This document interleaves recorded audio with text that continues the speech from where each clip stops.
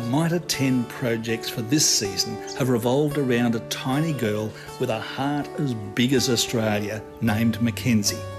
While we've been filming, she's spent the last few months in much the same way as her first 3.5 years of life, in and out of hospital.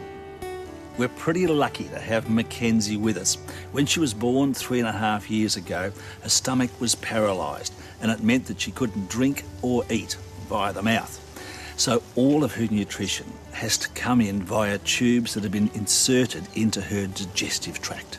We set out to create a Mikenzee-friendly garden in which she could manoeuvre around, touch, smell and get involved with planting as well as the harvest. Now, every step along the way, we've followed the various mitre plans. These are brilliant value, no matter what project you're about to take on. Our first project revolved around planning and preparing the soil before planting, getting the basics right. We did a spot of paving to create a path that would allow Mikenzee to move easily under her own steam with a nice solid surface. Next, we installed a water tank that could capture rainwater for the garden. In Perth's sandy soils, an irrigation system is a must, and we've used a water-wise drip line setup that's efficient and water-conserving at the same time. Then we pulled up all the water-saving tricks we could think of and let them loose.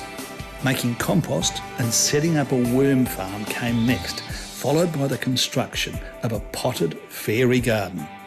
Lastly, we planted a herb garden and a vegetable patch to lift the productive parts of the garden into prominence. Then we sorted out the front lawn, which had taken a heck of a battering during the projects. For me, one of the most remarkable results of the project is the fact that kids around Australia and around the world that suffer from a similar condition have been inspired by Mikenzee to get out into the garden and for the first time in their lives start planting things. I reckon it's fantastic. When Mikenzee told the doctors and nurses at Princess Margaret Hospital for Children that when she grew up she wanted to be a gardener, well, she certainly melted my heart. Thanks so much to Mitre 10, the Garden Gurus landscape team, and all of the many contributors to the various projects.